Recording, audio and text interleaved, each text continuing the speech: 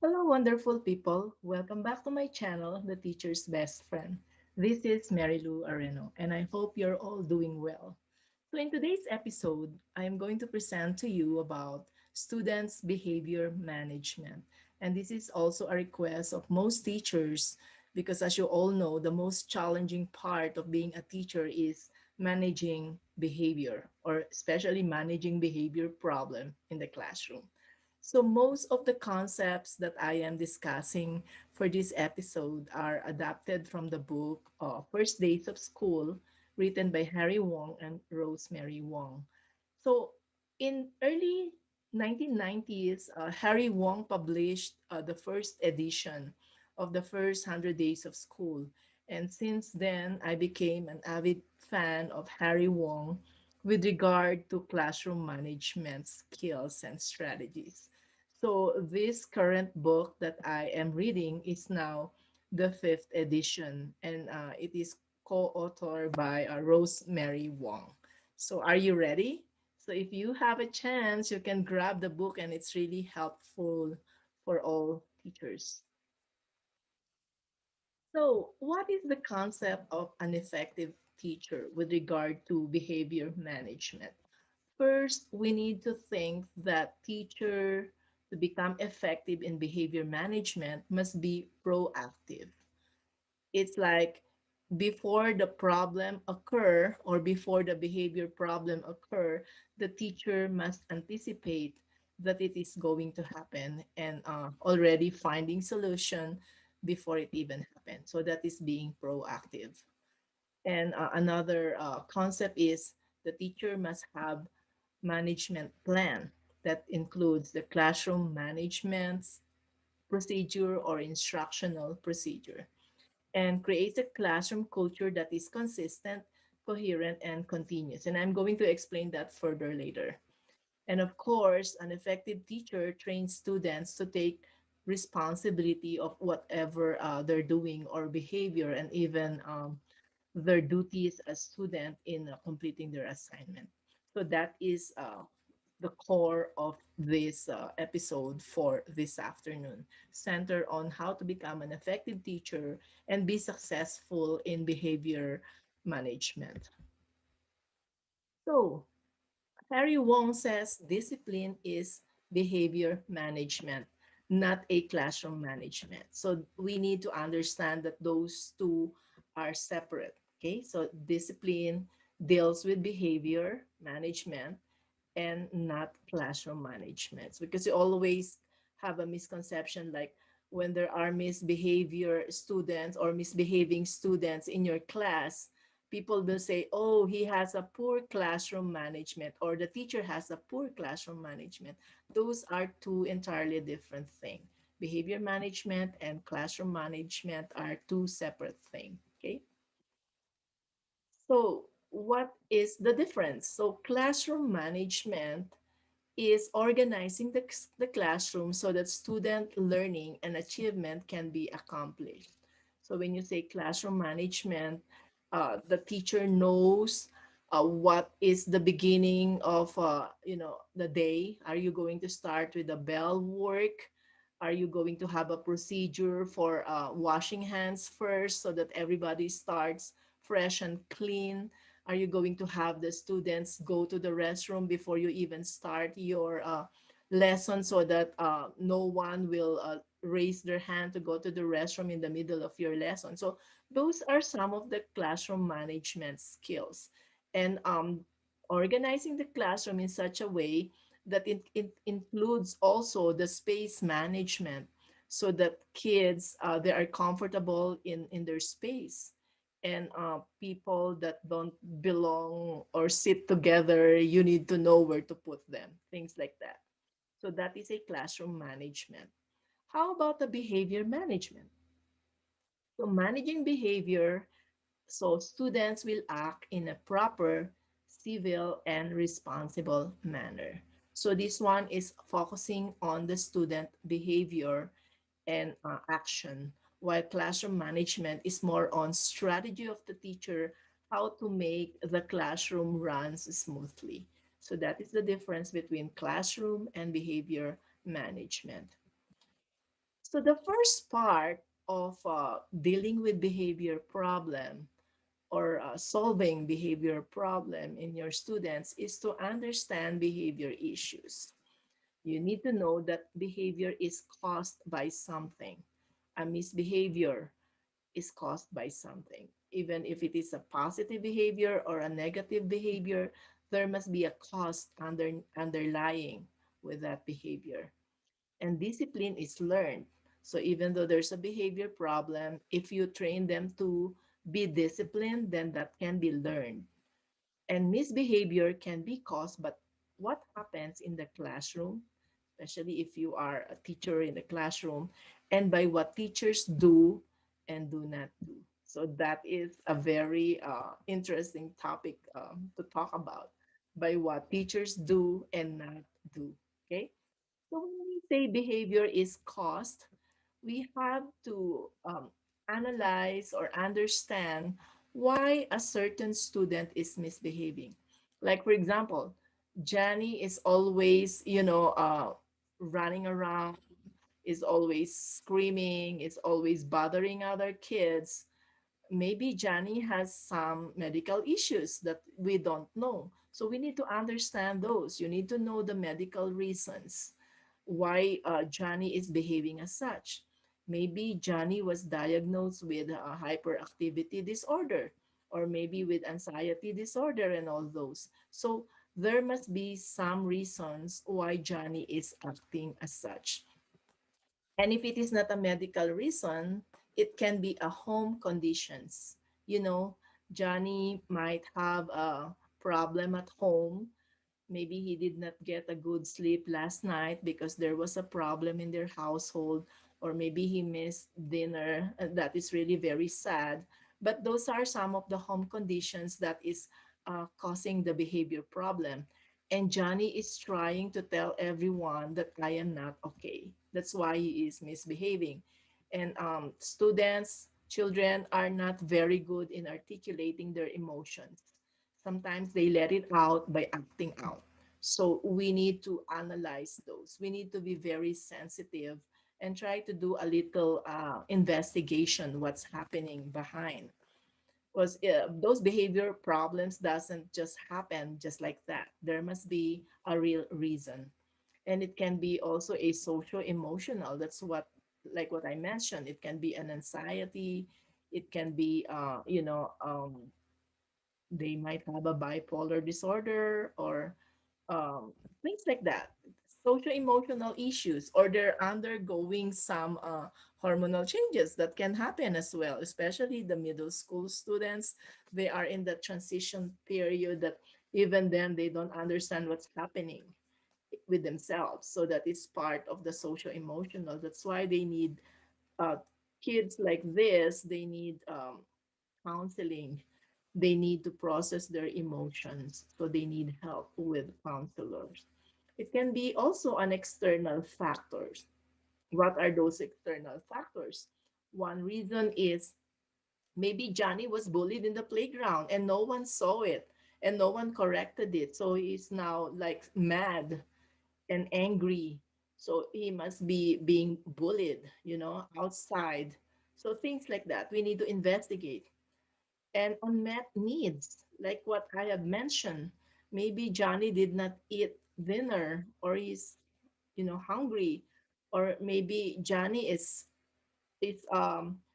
doesn't have a book, or doesn't have any school supplies. That's why he doesn't want to do his work. He's just trying to camouflage. So those are the underlying condition why there is a behavior problem.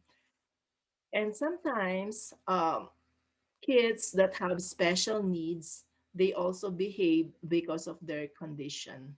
Like what I have mentioned, if the student is diagnosed with a hyperactivity disorder, then it's part of their sensory. They cannot, they need to do something to express those sensory needs or sensory issues. So those are the students with special needs. So as a teacher, when you see that the student is behaving differently or causing behavior problem or acting differently, we need to find out the reason. And these are some of the reasons. Okay. And then after knowing those reasons, of course, the next topic is you need to create like a behavior modification in dealing with those. But that's another different topic. Okay. And like in medicine, they say prevention is better than cure. It's the same thing in the class, in the classroom. Prevention is better than intervention. When you observe that there is a problem, you need to act on it already. You need to deal with it. Okay. So you need to analyze whether your classroom management is okay. Is there a coherency? Is there a continuity or consistency? What do I mean by that? So if you put up some rules, or you are implementing rules in your classroom, let's say you say, okay, before we start the class, everyone must drink water and use the restroom, so that when we start our lesson, we can do it continuously without interruption. So you need to be consistent with that. Let's say if Peter raised his hand and say, "Teacher, may I use the restroom?" You have to say no. If you say yes or you may go, then you are not consistent with your rule. So it means like if you set a rule, you need to implement it. You need to be coherent, consistent, and you need to be continue. There is a continuity. Like if there is a rule that you set, wherever you are, even if you are, let's say, in the multipurpose hall, and one of your student did not follow the rule, then you need to deal with it. Okay. So wherever they are, they need to know that they need to behave. There should be consistency anywhere with the rules and following rules. And with regard to discipline in the classroom, there must be a compliance. So you have to make your students comply. If you set a rule, they need to comply. And in such a way that with that compliance and rules, complying with the rules, you have control with their behavior. I'm not saying it in a bad way, like you need to make them as a robot. It means like children needs to know how to regulate their actions as well. And rules is the one that controls those actions. And when you say coercion, it means you need to force it. If it is a good rule or if it is a good procedure, you cannot just take it for granted. If you have 15 students and 14 of them are following the rules and one is not, you don't just take that one student for granted. You need to force it. You need to make him understand that it is a rule. So that is like there is a control and coercion. And that leads to consistency also and coherency. So you need to remember those. So manage behavior using rules and consequences. We know what rules are. Rules are what students are expected to follow. That's why at the beginning of every school year, teachers are very excited to develop their classroom rules.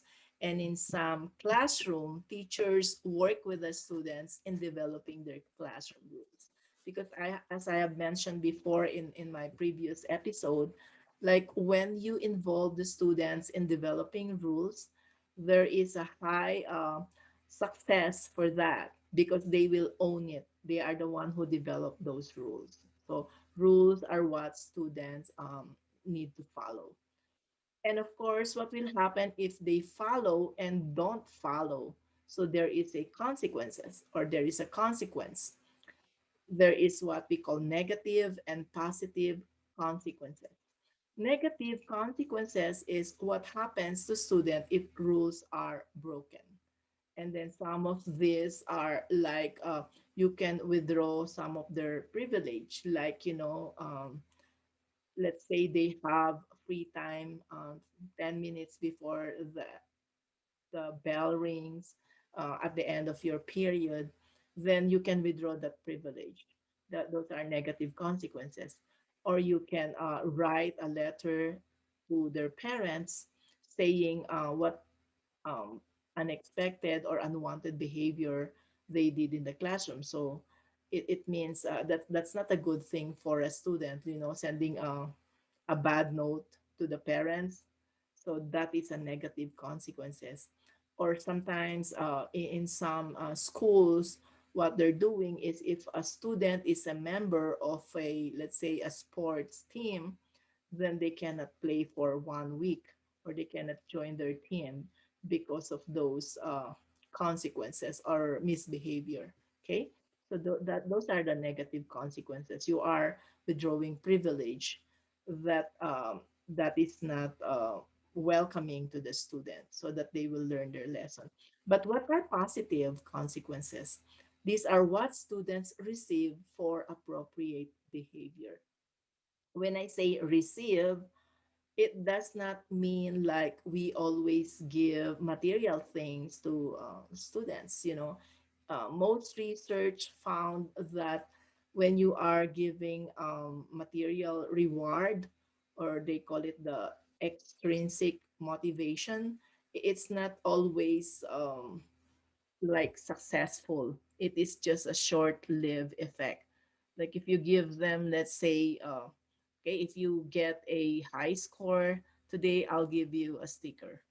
And then sometimes after you do that, students are no longer satisfied with stickers. They will ask for more. They will ask for more expensive things, and they will ask for different things. So sometimes material things are not good positive consequences or positive rewards. So, what can we do then? Rewards are positive consequences, and some of these rewards can be positive comments, just saying or making a shout out that Johnny did a good job in the poster making contest.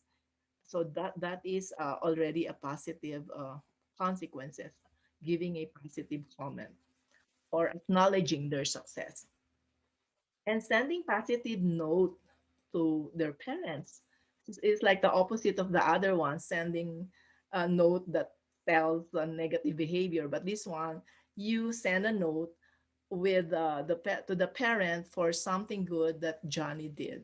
Okay, and display their work. The good work. Put them in your display board. That gives them a positive reward.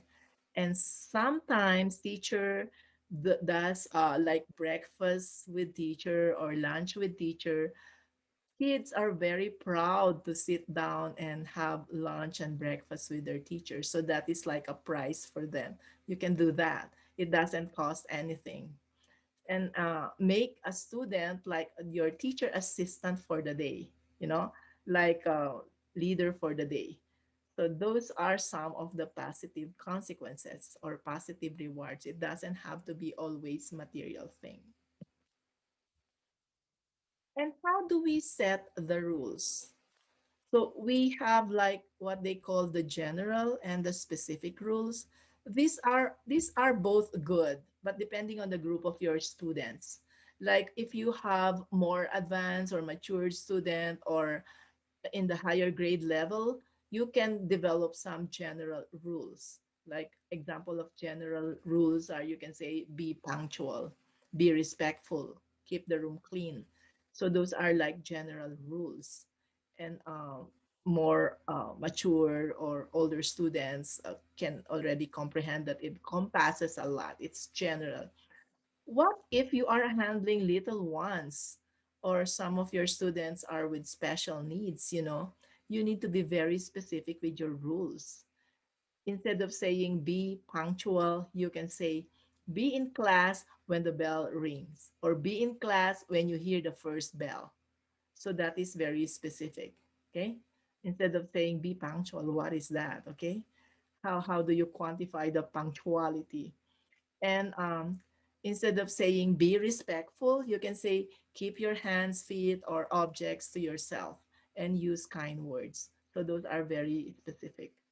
And instead of saying keep the room clean, you can also say specifically pick up trash and throw in the bin. So those are some of the rules that will help you manage behavior. Be very specific with some group of students. Okay. And there are two types of classrooms, the effective classroom and the ineffective classroom. So, what do you mean by that? Ineffective classroom is when the energy of the teacher is used to stop misbehavior. You know, sometimes teachers cannot teach anymore because all they did is to manage behavior or stop behavior problem. So that is an ineffective classroom. Your behavior is exhausted by stopping. I mean, your energy is exhausted by stopping misbehaving students. What do you need to do instead? Create an effective classroom wherein an energy is used to enhance learning. Okay? And in order for you to do that, you need to follow the tips that I gave you. You need to create rules in your classroom. You need to understand your students' behavior. You need to be consistent, coherent, and there is continuity, and you need to provide consequences, whether it's a positive or a negative behavior. So there is a negative and positive consequences also. Okay, so create an effective classroom. And just one last word from CM Charles. He said the trend in education is to move from punitive to supportive cooperative approach. So before, if you remember in the olden days, there is always punishment. There's always like even corporal punishment. But now that is no longer the trend in education. Instead of being punitive as a teacher, we need to be supportive and cooperative. We need to understand where our students are coming from. We need to know their needs. We need to know their interests. We need to know their learning style, and we need to develop a cooperation in the classroom. And when I say cooperative, it means, you know, teaching is not just the role of the teacher. It is the stakeholders that includes, you know, parents, principals, administrators, counselors, therapists, and all that. There must be a cooperation among the team in order to educate a student or develop a whole rounded student. Okay, so those are some of my tips regarding behavior management. I hope you learned from this topic. And as I've mentioned to you, if you have some requests on topic, just message me and let me know so I can present that in my next episode. So if this is your first time watching my video, please don't forget to subscribe, and so that you get notification. So thank you for watching, and to God be the glory. So bye for now. See you on my next episode.